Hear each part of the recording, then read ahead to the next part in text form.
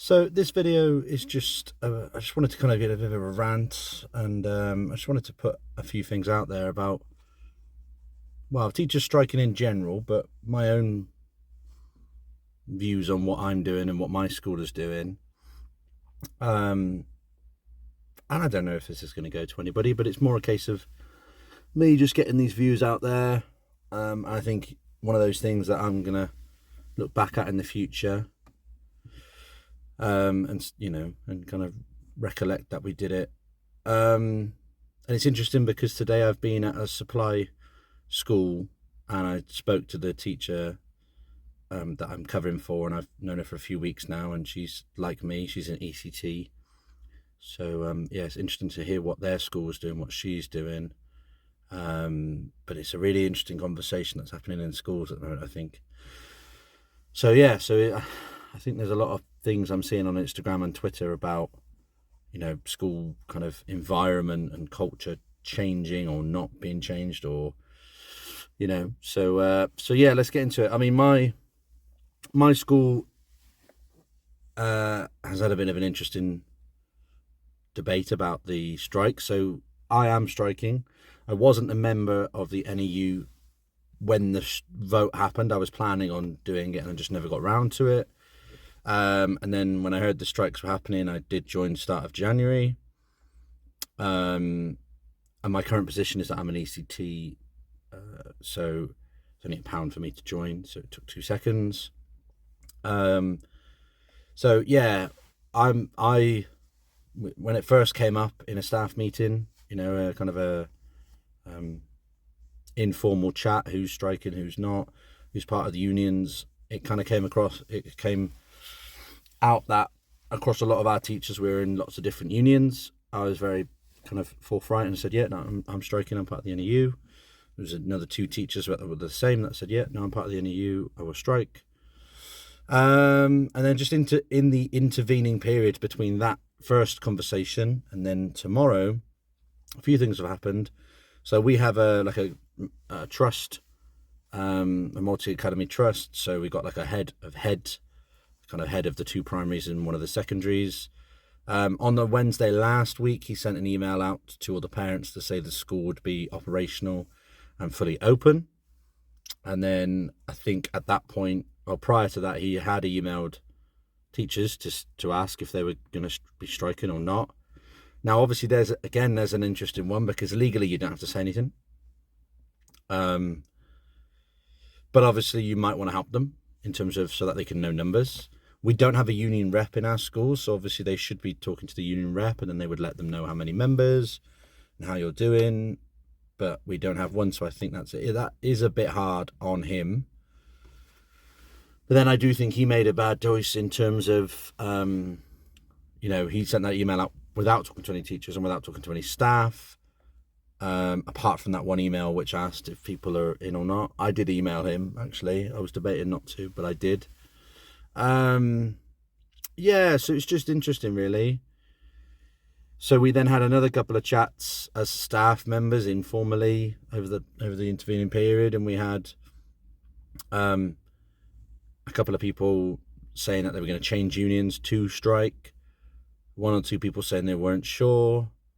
We were also discussing possibly a picket line and possibly not a picket line. We eventually didn't go through with the picket line. And eventually 6 out of the 7 teachers at my school are striking. But then I don't know if it's making the same effect, because there's no picket line. The school's going to be operational. He hasn't sent another email out. The only change he's going to make is that I think there's only 1 teacher that's in, and the head teacher's in, and the TAs are in.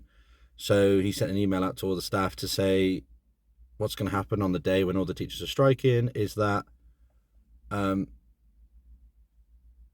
head will be in the hall with all the TAs and all the children and doing off-curriculum stuff, which is basically, for me, is babysitting. But I'm just frustrated because there's been nothing to the parents about the teachers striking, and I don't know if it's our responsibility to tell them, or it's the head's responsibility to tell them. And it's frustrating because it feels like we're just having a day off and it's not really making any difference to our school. No parents know, no children will know until the day. Nobody will know. until the day, and then they'll go, oh, where's the teachers today? Oh, they're not in. But you said it was fully operational. Well, yeah, well, it is. Just there's no teachers in. Yeah, and I've heard in other schools, there's quite a lot of schools that are staying open. It's just really interesting. I just assumed, and I would think everyone would strike, and I don't understand why you wouldn't strike. I don't get it. I've heard some arguments about that I can't afford a day's pay. It's 1/365th of your day. If you're getting 30 grand a year, it's 1 day's pay. It's nothing. It can't even be more than £100 a day. I haven't figured it out, but it can't be, can it? So again, can you not afford that? But then again, if you can't afford that, then isn't that the whole fucking reason why we're striking? To improve teacher pay, make sure we get a better inflated pay rise, but also make sure that the school budgets aren't absolutely ripped to shreds, that they can't afford you the pay rise, they can't afford the resources, they can't afford the trips and the experience that the children should get if the government fully funded them properly. I heard some other arguments about that, I don't think it's fair on the children who had COVID. Okay, I see that point, but it's 1 day off. It's 1 day off. And if you're not going to make a stand and take a day off and say to the government, we don't think this is right, then how are you going to get anything better for the children in the future? You're just going to keep drowning, keep pushing. I just don't think everyone understands how bad it is in schools and how bad the retention level is. I'm in my second year of ECT. Started again after getting let go of a job after 6 weeks. A supply teacher for the rest of the year, and I've joined again. And I could easily see myself leaving if I go to another school and I have another bad experience within the first 5 years. And I'll just be another statistic. 35% of teachers leave within the first 3 years. What the hell is going on to get rid of these teachers? And there's no point. I see some stuff online about they're now giving bursaries out for 10 months for get some more subject teachers in chemistry and science in Key Stage 2 in the future. Not Key Stage 2, in secondary school, sorry. And it's, brilliant money, 25, 29 grand, whatever it is, bursaries. So well and good getting them in. They're going to keep them there. Are the schools going to be able to keep them there? And I just don't think they are. So and also, the way that the education minister and the government is treating this, I can't see this stopping. I can't see this being one-off. I think this is going to go on and go on.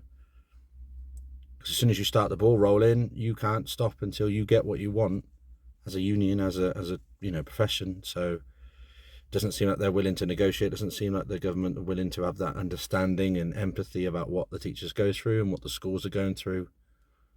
So it's really interesting. So I thought I'd just have a little bit of a rant. And hopefully whoever is having a day off tomorrow, you're striking, you're picketing, you're working, whatever you're doing, just have the best day you can, do whatever you can. And I encourage you to strike.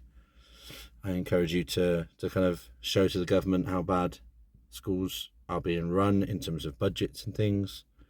But yeah, we'll see what happens. But have a good day. I just wanted to put this out there, my views on why I'm striking and what my school is doing currently. So cheers. Bye-bye.